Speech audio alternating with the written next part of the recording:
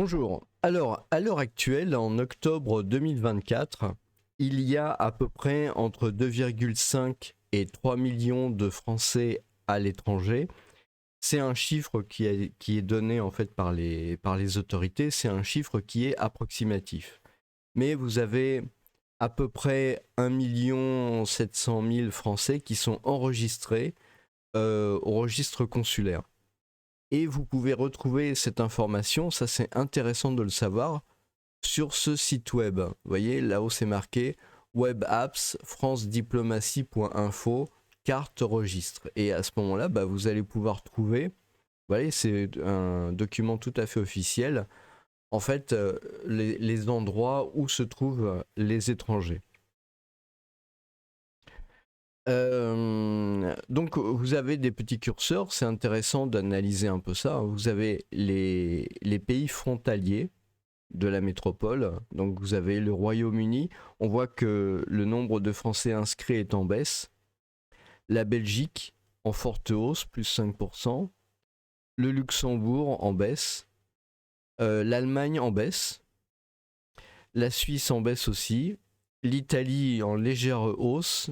Et l'Espagne en légère baisse. Donc voilà, ça c'est déjà pour tous les pays qui sont assez proches. Maintenant, quand on regarde les pays de l'Union européenne, on s'aperçoit en fait que tous les pays limitrophes qui ont une frontière commune avec la France, eh bien, sauf que, ouais, il n'y a pas la Suisse là, mais en fait, voilà, tous ces pays-là, en fait, ce sont des pays où il y a le plus de Français. Il y a plus de 30 000 inscrits. Par contre, évidemment, il y a les autres, il y a l'Irlande en baisse aussi, il y a le Portugal en très très forte augmentation, plus 13,67%, donc de 2022 à 2023, on a pratiquement plus 14%. C'est vraiment un des pays où il y a le plus d'expatriés français qui y vont.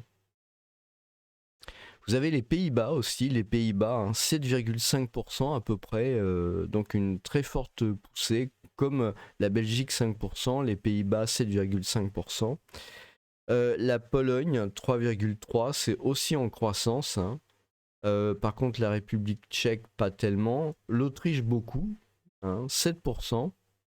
Mais j'ai vu un certain nombre de youtubeurs en fait qui faisaient des vidéos justement sur la Pologne, sur l'Autriche, sur le Portugal. J'imagine que assez facilement que ça peut influencer les gens pour aller dans ces pays-là. D'ailleurs, c'est pas plus mal de les faire connaître.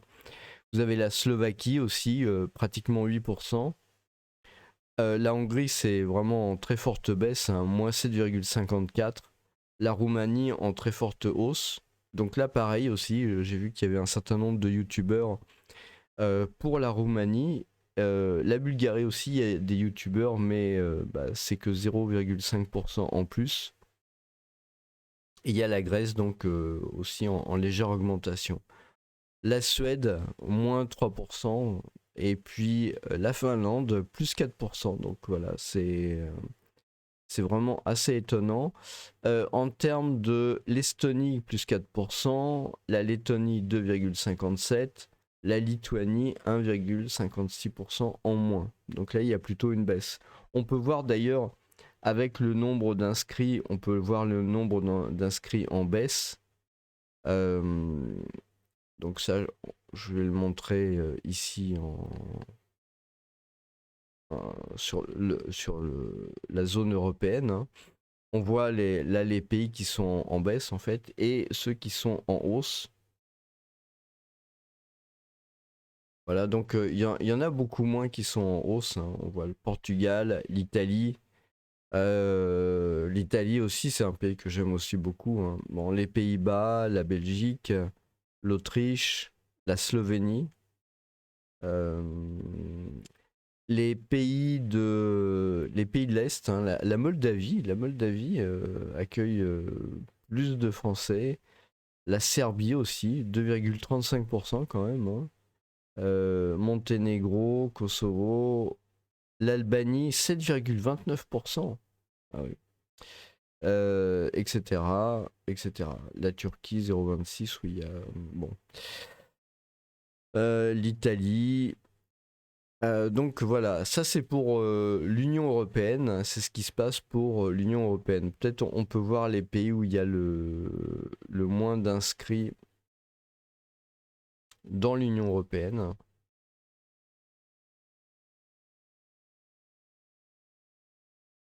Ah, c'est principalement les pays de l'Est en fait, hein. Donc voilà, on a tous les anciens pays du bloc soviétique en fait ici, et puis euh, voilà, cette partie-là de la Yougoslavie en fait, sur la mer Adriatique. Donc c'est intéressant. On peut voir l'Asie maintenant. Donc l'Asie, je vais mettre tout le monde en fait. L'Asie, voilà. Donc l'Asie, hein, c'est une zone que je trouve particulièrement intéressante. Évidemment, alors la Chine, moins 6,33%, ça baisse beaucoup en Chine, hein, ça baisse beaucoup. La faute à la pandémie, et puis je pense aussi il y a probablement la problématique économique, hein. La Corée du Nord, pas de données. données.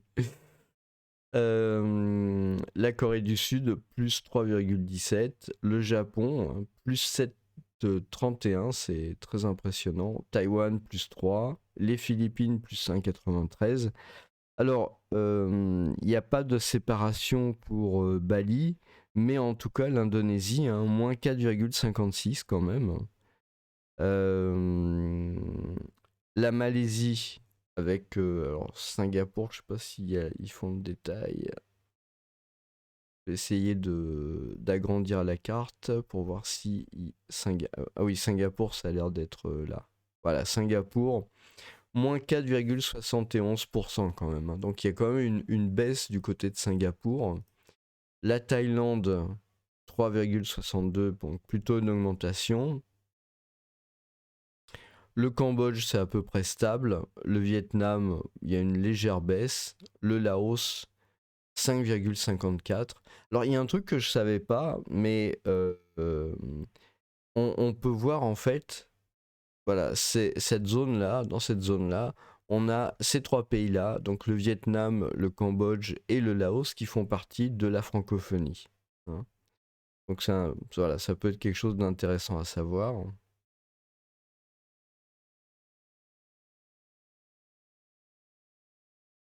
Voilà. Euh, donc toujours en Asie, hein, au Myanmar, en Birmanie, à moins 10, ouais, bah effectivement, ça baisse beaucoup. En Inde, moins 3%. Moins 3% entre 2022 et 2023. Pourtant, l'Inde est en plein boom économique, mais ça baisse. Le Népal, 4,26. Bon, j'imagine que Katmandou, il y a peut-être un peu moins de gens qui y vont. Ici, on a les Émirats Arabes Unis. Donc avec Dubaï, hein, 3,37% en plus. Euh, Dubaï, 3,7% en plus, c'est pas la ruée, hein, quand même, hein. Bon, il y a quand même à peu près 28 000 Français, mais quand même, hein. Donc la Mongolie, ouais, plus 11%, mais il faut dire qu'il y en a, ouais, on passe de 82 à 91%, donc effectivement, le Japon, ça on avait vu. Qu'est-ce qu'il y a d'autres pays? Bah, bon, il y a des destinations assez connues, hein, évidemment. Donc, il y a l'Australie, plus 2,63%. Il y a la Nouvelle-Zélande, ouais, bon, c'est à peu près stable, moins 74. C'est quoi ça ici? Le Vanuatu, 2,91% en plus. Il y a combien de Français au Vanuatu? Il y en a. euh, Ah, il y en a quand même 2227 de déclarés au consulat, hein, évidemment. Les îles Fidji, 150, 0%, voilà, ça restait à 150. Je me demande d'ailleurs, alors, dans les îles,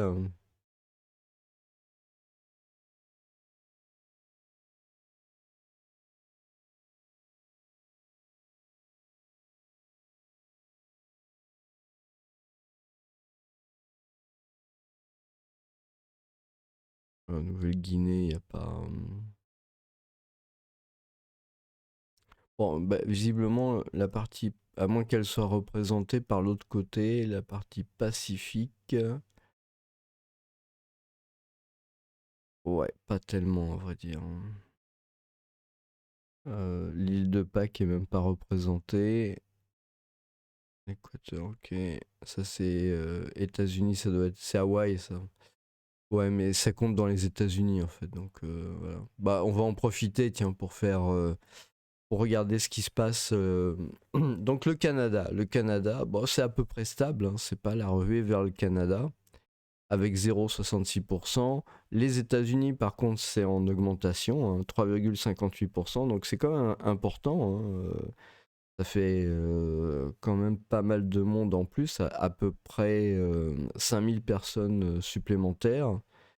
Vous avez le Mexique moins 4,30%. Bon, c'est pourtant le Mexique, c'est un pays qui est très intéressant, je trouve. Le Guatemala 1,90, le Honduras 4,60, donc c'est en augmentation, le Nicaragua moins 4. Le Panama, je sais qu'il y a pas mal de Français, bah voilà, plus 1% en fait, donc 1654. Le paradis de LFI et de Jean-Luc Mélenchon, hein, donc le Venezuela. Là, par contre, les Français sont visiblement, ils sont pas tout à fait d'accord. Ça doit probablement pas être des NFP là-bas, donc moins 7,42%. La Colombie, moins 4,75. L'Équateur, c'est à peu près stable. Le Pérou, 2,68. Le Brésil, plus 3,83. Bah, ça accueille quand même pas mal de gens. L'Uruguay, moins 5,27. Ah ouais, quand même. Pourtant, l'Uruguay, c'est quand même un pays assez calme, assez stable. Le Paraguay, c'est assez stable, hein. Il y a 871 Français inscrits au consulat là-bas. En Argentine, bah, il y a une augmentation en Argentine, hein, à peu près, disons, 400 personnes en plus, donc 4%, c'est vraiment.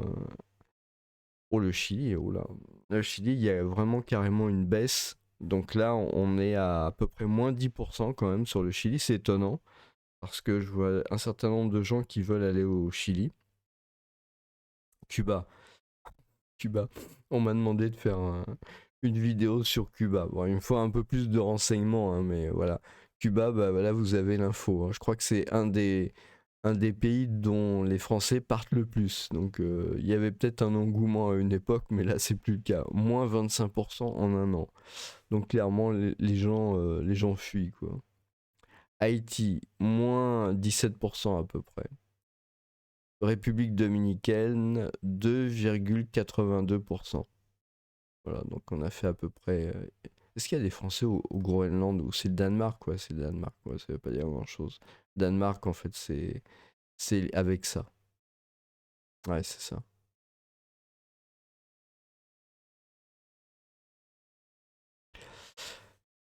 Donc voilà. Bah, on peut voir l'Afrique, hein. Donc l'Afrique a une particularité, c'est qu'il y a quand même beaucoup de membres en fait de la francophonie. Hein, beaucoup de membres de la francophonie. C'est assez marrant d'ailleurs parce que je vois que l'Algérie n'est pas dans le groupement en fait. Et ça c'est quoi? Je sais pas. Donc ensuite voilà. Donc les pays du Maghreb, hein, le Maroc, plus 1,68%, c'est pas tant que ça en fait. L'Algérie, moins 4,40%. Ouais, bon. Oh là, la Libye, oui, c'est vrai que la Libye, c'est pas très stable. Ah oui, mais il faut se dire qu'il y en a pas beaucoup aussi. Donc, effectivement, 54 Français, ouais, effectivement, inscrits au consulat. C'est peut-être même la Tunisie, moins 2,76. L'Égypte, plus 8. Hein. Il y a des gens qui vont aller habiter à côté des pyramides, des Français, hein. Bah, c'est vrai que culturellement parlant, l'Égypte, c'est vraiment un coin assez fascinant, hein, avec l'Égypte ancienne, etc. C'est vrai que ça fait partie des pays qui font rêver quand même. La Mauritanie, moins 7%. Le Sénégal, c'est assez stable, moins 1,33%. Le Mali, oula, moins 15,34%. Le Niger, moins 16,55. Mais il faut dire que de toute façon, à la base, il n'y a pas énormément de Français dans ces pays-là. Tchad, moins 7,66, etc. Côte d'Ivoire, moins 1,79. Ghana, c'est à peu près stable. Le Bénin, là, c'est négatif. Voilà, Cameroun, moins 3,48. Tchad, moins 7,66. Le Soudan, moins 30. Bon, c'est vrai. L'Érythrée, ah non. L'Éthiopie. L'Érythrée. L'Érythrée. L'Érythrée, aucune donnée. Je vous rappelle, hein, il y a deux pays qui font la taxe sur la nationalité. Je le répète à chaque fois parce que les gens pensent qu'il n'y a que les États-Unis. C'est pas vrai. Vous avez les États-Unis et vous avez l'Érythrée. Ce pays-là, là où il n'y a aucune donnée, en fait, il taxe sur la nationalité. Il fait un impôt mondial, hein. Je vous rappelle, hein. Comme ce que veut le NFP, en fait. Ils ont dit qu'ils étaient inspirés par les États-Unis, mais en fait, ils sont aussi inspirés par l'Érythrée, mine de rien. L'Éthiopie 2,43, la Somalie pas de données, donc voilà. Le Kenya 6,53, hein, mais c'est vrai que ça fait partie des pays qui économiquement sont plus importants.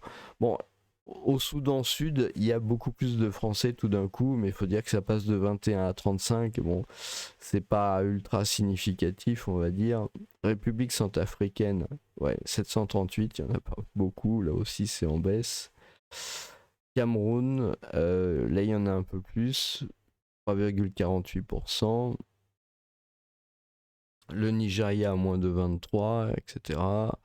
La République démocratique du Congo, moins 1,49. L'Ouganda, moins 4. Ok.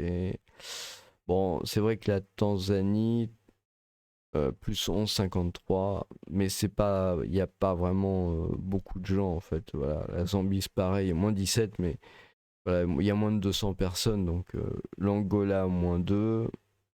La Namibie, plus 5. Le Botswana, 2,47. L'Afrique du Sud, moins 2,47. Donc c'est quand même en baisse. Madagascar, c'est en hausse, 5,55. Le Mozambique, c'est à peu près constant. La Tanzanie, on avait vu, hein, c'est en forte augmentation. Alors ensuite, voilà, il y a des petites îles. L'île Maurice, voilà, l'île Maurice. Donc, autre grande destination des youtubeurs, hein. Et ben plus 0,77% de 2022 à 2023. Donc voilà, ça fait partie des refuges des youtubeurs, hein. Les Comores, donc c'est à peu près stable. Voilà, qu'est-ce que l'île Maurice, bon, la Réunion de toute façon c'est français, donc c'est pas compté dedans. Voilà, voilà. Bah, je pense que ça donne un peu une idée, hein, du nombre de personnes qui sont dans ces pays-là, qui sont déclarées. Je me demande la Russie d'ailleurs. Il y a moins 25, ça c'est pas tellement surprenant, mais il y a quand même 3300 inscrits, hein, malgré tout. La Mongolie, ça ce qui m'étonne, c'est qu'il y ait si peu de Français en Mongolie, en fait, 91. Et en Chine, on est à peu près à 21 000 Français. 21 000 Français en Chine. Mais je pense que ça a vraiment beaucoup baissé, en fait, hein. À peu près 12 000 Français au Japon. Et en Ukraine, 564, moins 11,60. Bon, il y en a quand même en Biélorussie, mais c'est en forte baisse. 221, moins 6,36. Voilà, donc c'est intéressant en fait, hein, ce site web. C'est une application du ministère de l'Europe et des Affaires étrangères. Bon, il n'y a que ça en fait, hein. Y a que ça. Vous pouvez sélectionner donc en nombre de Français qu'il y a dans ces pays-là, voir le nombre d'inscrits en hausse, le nombre d'inscrits en baisse. D'ailleurs, on peut le faire, hein. Nombre d'inscrits en hausse. Voilà. Donc on voit clairement le Maroc, les États-Unis, etc. Le Brésil, l'Argentine, le Paraguay aussi. Ouais. Voilà, la Finlande, le Japon, l'Australie, voilà, voilà. Et en baisse, alors il y en a beaucoup plus en fait. Oui, il y a beaucoup plus de pays en baisse, hein. On s'aperçoit en fait que euh, les Français se relocalisent plutôt dans les pays riches en fait. Voilà, en gros quoi, je veux dire, ou dans les BRICS, sauf la Russie évidemment. L'Inde, ouais, c'est bizarre qu'il y ait une baisse en Inde parce que c'est quand même un pays qui est en très forte croissance, donc voilà.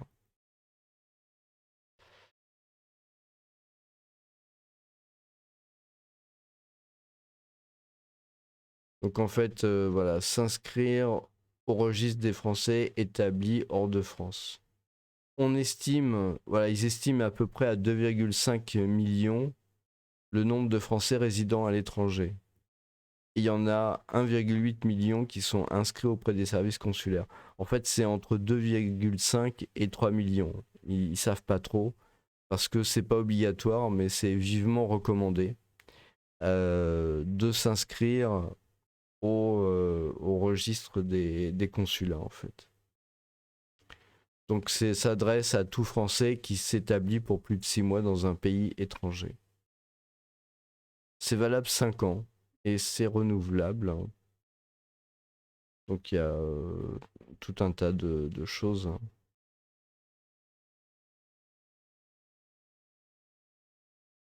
Voilà, bah écoutez, si ces chiffres vous intéressent, bah, je vous laisse regarder ça. Voilà, je vous remercie, puis bonne journée.